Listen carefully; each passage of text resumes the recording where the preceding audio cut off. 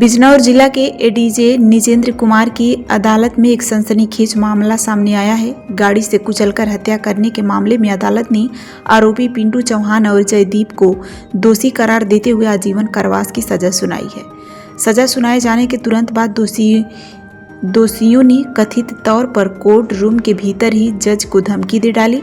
बताया जा रहा है कि उन्होंने कहा कि हमें तेरे घर और गांव सबका पता है। इस अप्रत्याशित घटना से अदालत परिसर में हड़कंप मच गया है। मामले की गंभीरता को देखते हुए जज निजेंद्र कुमार ने उत्तर प्रदेश के गृह सचिव, डीआईजी, एसपी बिजनौर और जिला जज को पत्र लिखकर पूरे मामले की जानकारी दी और तथा सुरक्षा व्यवस्था बढ़ाने की मांग की है।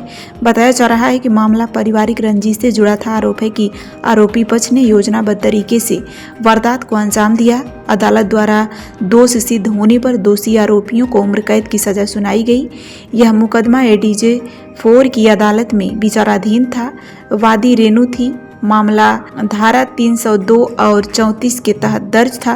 रेनू की ननद अंजलि की शादी आरोपी जयदीप के बड़े भाई से हुई थी। अंजलि द्वारा आरोपी पक्ष के परिवार के खिलाफ धारा 498 और 406 समेत कई मुकदमे दर्ज कराए गए थे। आरोप है कि आरोपी पक्ष अंजलि के गांव मटोरा पहुंचा और उसके पिता को खेत से खींचकर बाहर लाया। इसके बाद उनके ऊपर कई बार गाड़ी आगे पीछे कर चढ़ा दी, जिससे उनके मौके पर मौत हो गई। वहीं इस मामले में माननीय न्यायालय ने दोनों पक्षों को उम्र कैद की सजा सुनाई है। जी, रितेश चौहान एडवोकेट नाम है मेरा। एनडीपीएस देखता हूँ एडीजे 4 में। हमारे जो मामला है इसमें वादी जो थी वो रेनू थी। हमारी कोर्ट में 302 धारा 34 में अभियुक्त जयदीप और पिंटू चौहान के खिलाफ मुकदमा विचाराधीन था। किन धाराओं में? 302 दफा 34 में आईपीसी में थाना धामपुर का मुकदमा था। ये हुआ ये था कि अंजलि जो है, जो रेनू वादी है, उसकी नड़ंद है। अंजलि की शादी जो अभियुक्त जयदीप है, इसके बड़े भाई से हुई थी सवाजपुर में। परिवार के संबंध में इन पर अंजलि ने काफ़ी मुकदमे चले हुए थे। 498 वगैरह का भी चल रहा था और 406 का भी।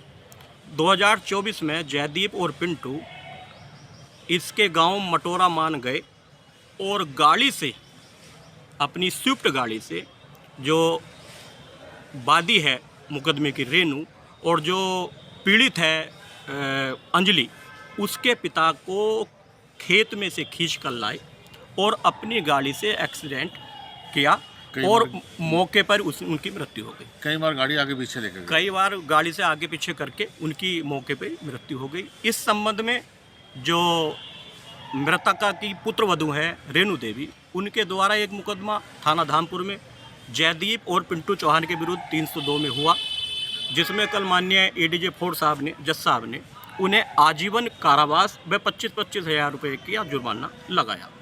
सजा सुनाने के बाद माननीय एडीजे 4 साहब, जज साहब उठकर अपने विश्राम कक्ष में चले गए तो अभियुक्तों द्वारा दोनों को जान से मारने की धमकी, अपशब्द उनके बारे में कहा गया, जो कि बहुत ही न्यायपालिका के एक अधिकारी के ऊपर अशोभनीय टिप्पणी है। उसकी बहुत घोर निंदा करते हैं और भविष्य में ऐसा कोई आगे को अभियुक्त ऐसा कोई काम ना करे जिससे न्यायपालिका पे कहीं प्रश्नवाचक चिन्ह लगे। अच्छा, जिन जज साहब को ये धमकी मिली है, क्या उन जज साहब ने अपनी सुरक्षा के लिए कोई पत्र लिखे हैं क्या?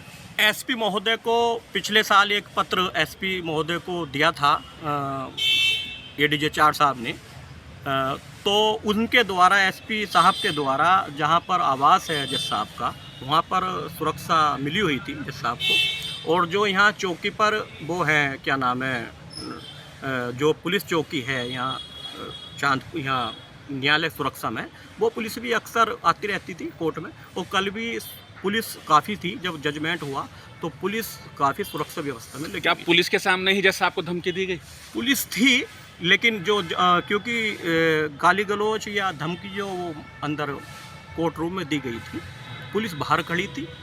अच्छा, अब कोई उसके प्रकरण के बाद जज साहब ने क्या किसी वरिष्ठ अधिकारी को पत्र लिखा? हाँ, अपने माध्यम से पत्रांक किया है माननीय एसपी साहब को, माननीय जिला जज साहब को और माननीय डीआईजी मुरादाबाद के लिए गृह सचिव को पत्रांक किया है। अब उस पत्रांक